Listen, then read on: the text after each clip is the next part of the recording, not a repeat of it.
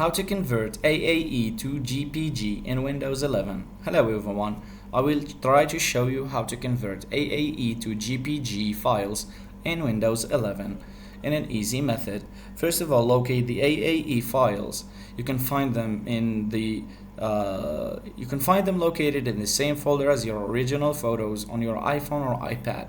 Then select the file, right click on it, click on rename from the context menu and change the file extension from .AAE to .jpg.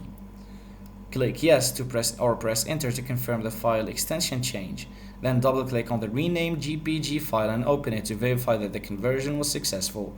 If this method doesn't work, you can use an online converter website. For example, this.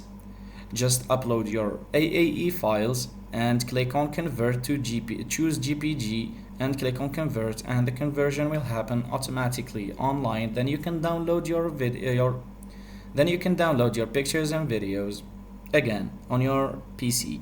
Thanks for watching. If you found this video helpful, please like, subscribe and hit the bell icon for more tutorials. See you next time.